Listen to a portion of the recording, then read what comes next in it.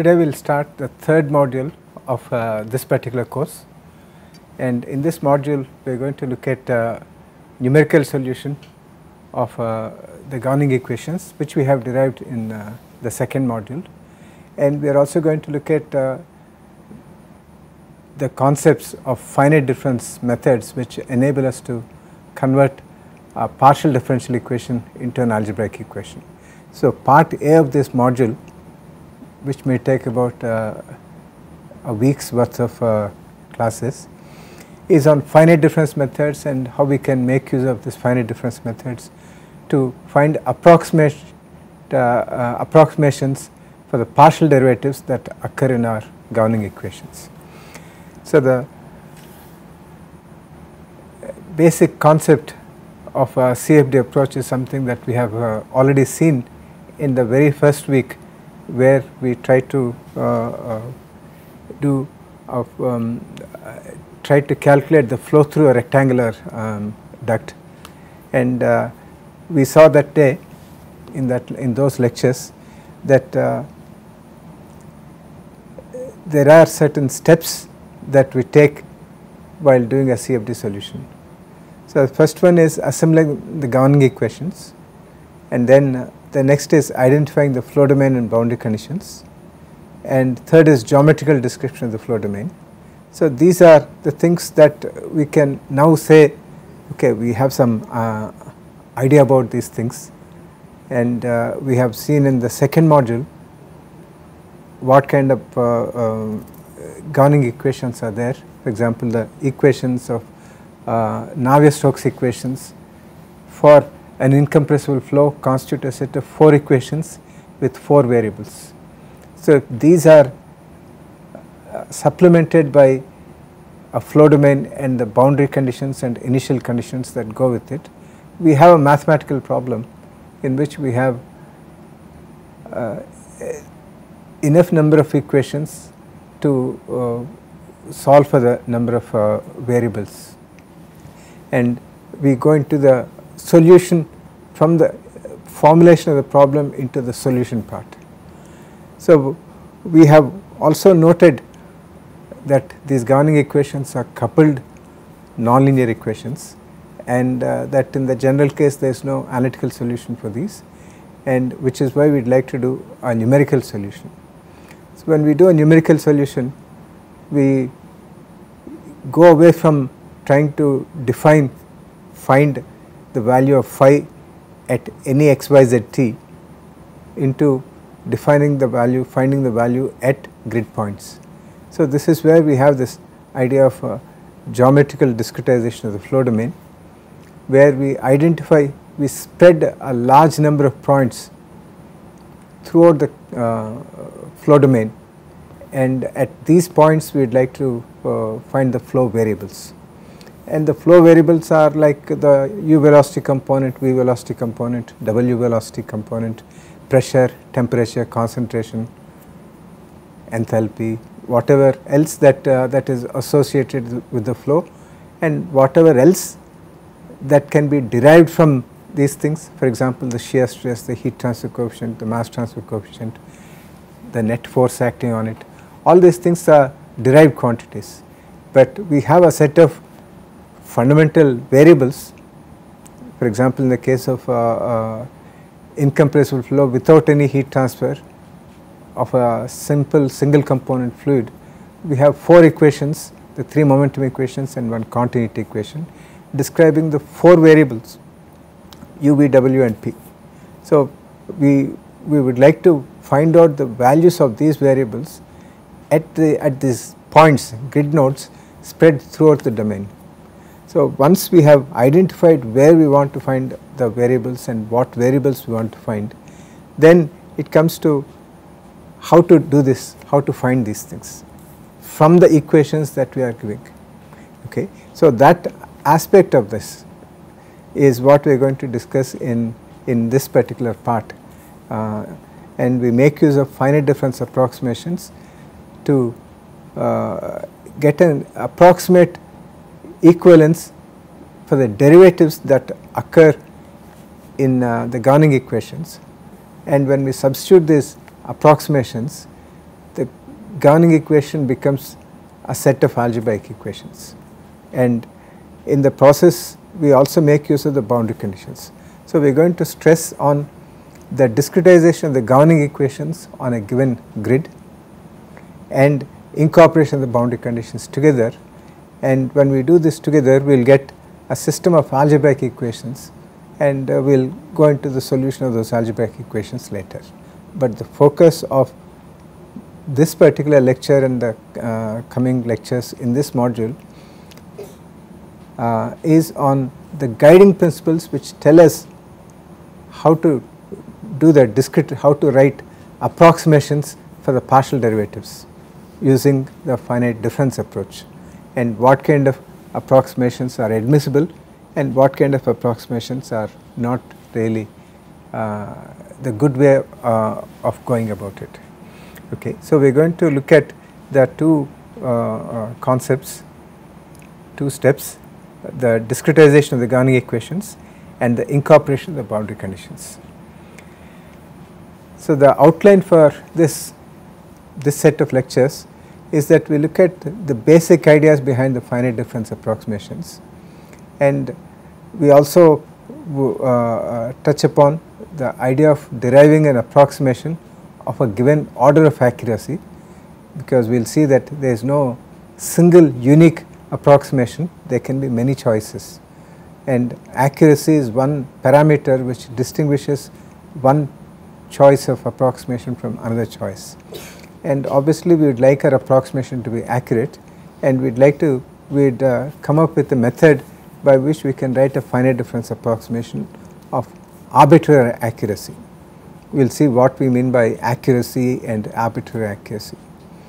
And once we do these two things, we will look at finite difference formulae approximations for higher derivatives, and we apply these basic ideas to an elliptic problem, and then we see how we can make use of these approximations to convert an elliptic partial differential equation into a set of algebraic equations. And then we touch upon time dependent problems which bring in additional complexities associated with writing the finite difference approximations.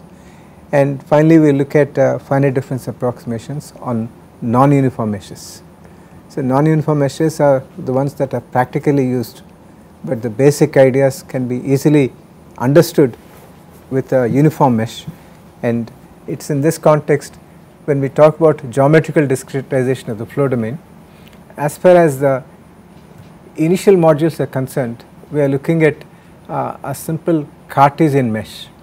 So, that is, we have a rectangular mesh with uniform grid spacing in the x direction and y direction, and therefore the boundaries of a flow domain are x equal to constant, x equal to constant, y equal to constant, and y equal to constant. So, they can be fit in a rectangular shaped flow domain. Okay.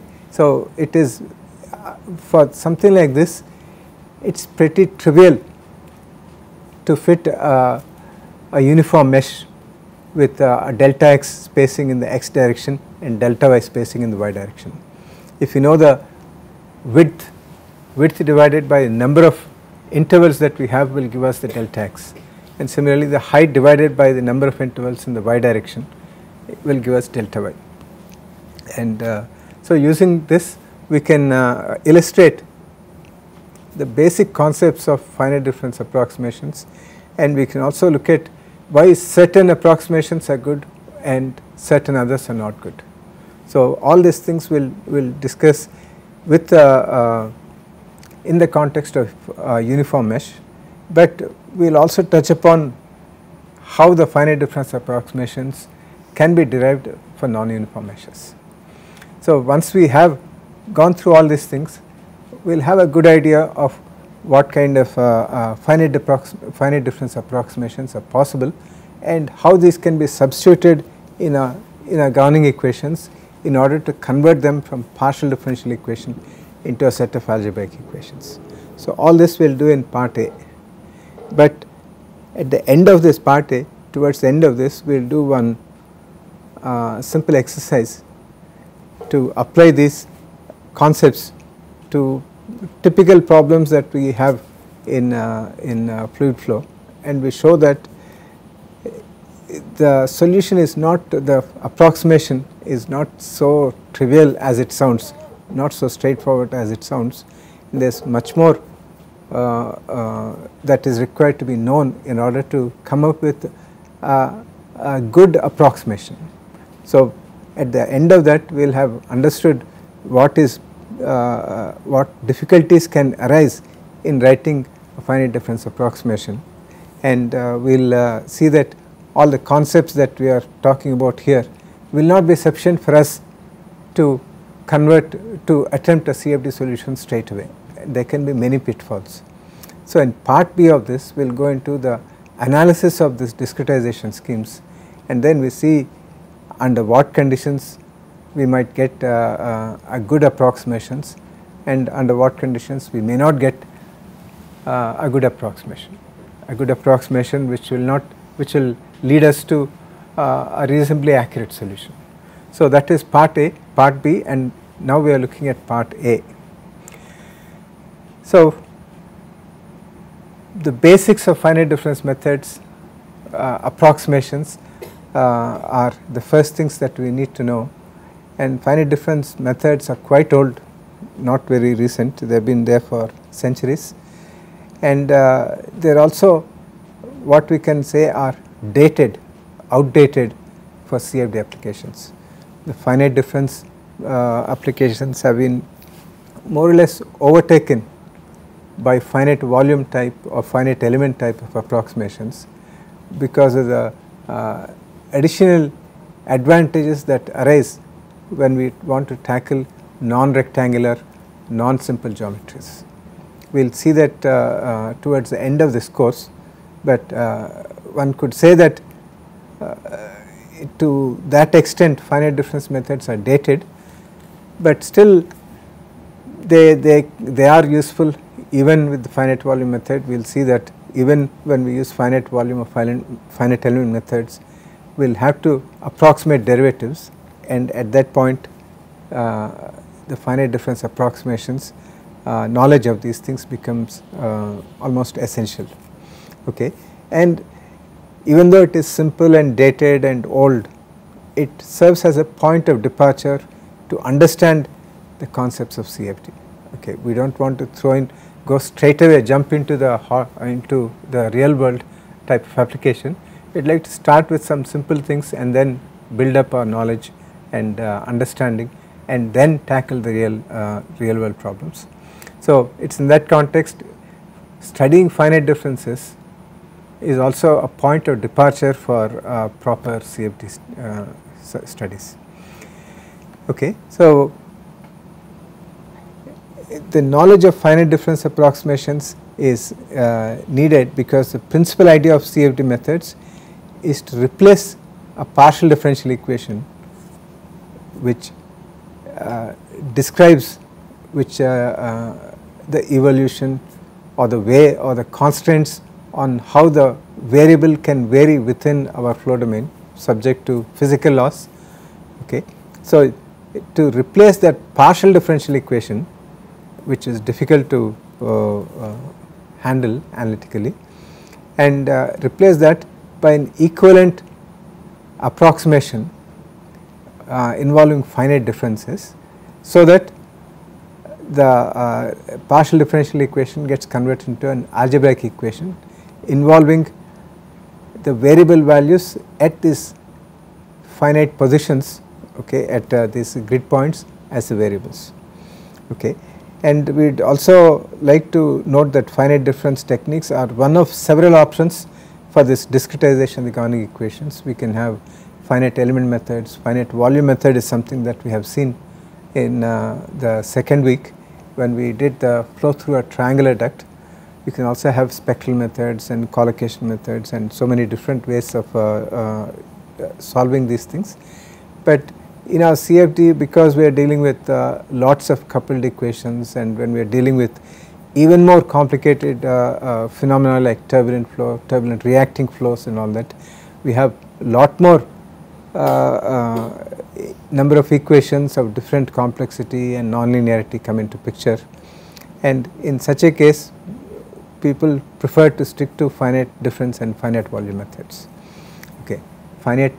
One would like to stick to finite difference methods, but finite volume methods are what can enable us to solve real world problems, and that is where we make use of finite volume methods of fairly low order accuracy, and we make use of the might of the computers to reduce the error to within tolerable limits. Okay. So, with this kind of introduction, let us just see what we mean by this finite difference method. So, the basis of finite difference approximation is the Taylor series expansion of a function at a particular point. So, let us consider a function f of x. It is a continuous function and it is differentiable. That means that you have continuous derivatives of up to order n, whatever the value of n is. And the idea of this Taylor series expansion is that the value of the function at a neighboring point can be expressed in terms of a Taylor series involving the function f of x at x and the derivatives, all of which are defined at x.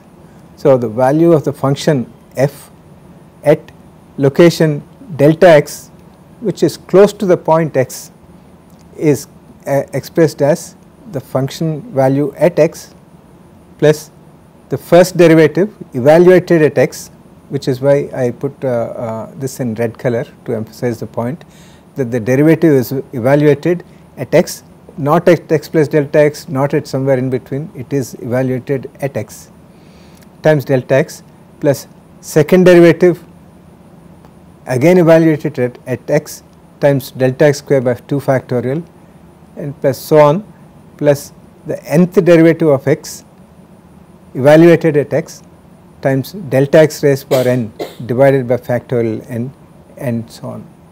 So, this is a series expansion and this series expansion would converge provided delta x is small and f(x) is f is differentiable and all these derivatives exist and they are continuous. So, when you have these conditions satisfied, then we have a converging series. So, what we mean by converging series is that although this can go up to infinity, after a certain number of these terms here, you have the first term, second term, third term, fourth term, like that. After a certain number of terms, the successive terms that follow that will become smaller and smaller in magnitude. So, if you take the 10th term, it is likely to be greater than the 11th term in terms of the magnitude and smaller than the 9th term. So, that the 11th term is smaller than the 10th and 12th term is smaller than the 11th, and so successive terms. And what we mean by term is that the nth derivative evaluated at x, the numerical value of that, times delta x raised power n divided by factorial n. The whole value of this whole term in magnitude becomes progressively smaller, so that it does not make that much difference if you add another 50 terms or another 100 terms. The cumulative effect of those last after a finite number of the forward terms, okay, the first terms is going to be small. So, in such a case we say that the series is converging. So, once you have a converging series, you can say that I will neglect, instead of writing this up to infinite number of terms, I can neglect the terms that are coming after n number of terms. Okay. And what is this n? This is up to you, and it depends also on how small delta x is. If delta x is very small, that is if x plus delta x is pretty close to x, then maybe the third term itself is going to be very small and you can neglect from third term onwards. or if delta x is large, then maybe it will take many more terms before you can get into the converging thing and the contribution of the higher terms becoming smaller and smaller. But if you have a converging series, then it is possible to write an approximation for the value of f at x plus delta x in terms of the value of x f at x and the derivatives. And we would like to point out again here that all the derivatives are evaluated at x. So, that is this approximation, this enables us to extrapolate from knowledge of the function and its derivative at x to the new value of the function at a neighboring point x plus delta x. So, this enables us to extrapolate using knowledge only of the function and its derivatives at x. So, that is an important point to keep in mind. So, now you can rewrite this Taylor series expansion in this form. We have not made any approximation here, we just brought the df by dx onto one side and then put all the other terms, we have taken all the other terms onto the other side, so that you have the first derivative at x is expressed, is given as f of x plus delta x minus f of x divided by delta x, and minus dou square f by dou x square, in this particular case we put as d square f by dx square at x, times it should have been delta x square by 2 factorial, but since we are dividing by delta x here, one delta x cancels out and then you have delta x by factorial 2, and similarly the nth term in this, or n plus 1th term in this, is nth derivative of f with respect to x evaluated at x, delta x raised to power n minus 1 divided by factorial n, and so on. Okay. So, now here we can say that we can look at this expression here as a possible approximation for the value of the derivative, that is dou f by dou x can be roughly written as taking only the first term here, that is f of x plus delta x minus f of x divided by delta x. And if you take only this part here, you are only taking the essentially the first 2 terms in this.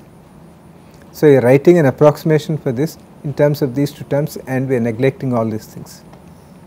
It is a gross simplification, okay.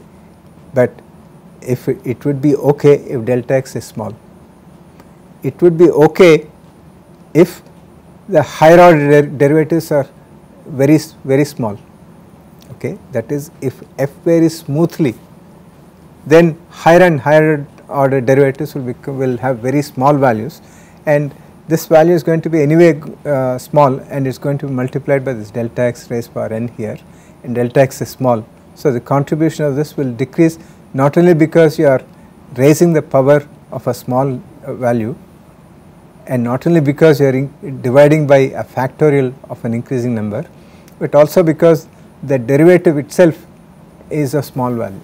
So, in a smoothly varying functional space, it is possible for us to make these gross kind of simplifications and then neglect the contribution of all these things and then write an approximation like this.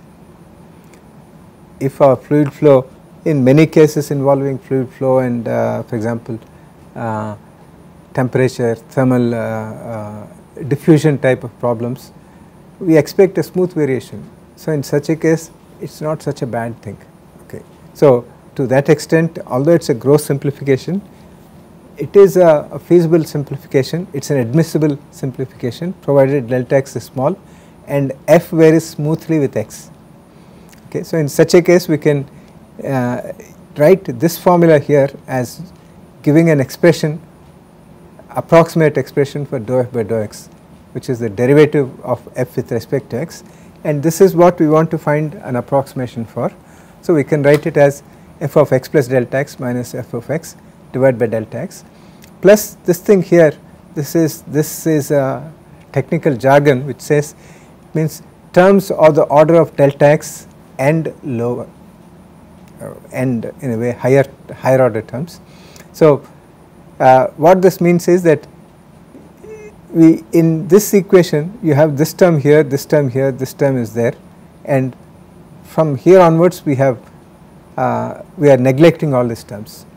And we also have said that this is a converging series, and in a converging series the higher order terms here will be progressively smaller.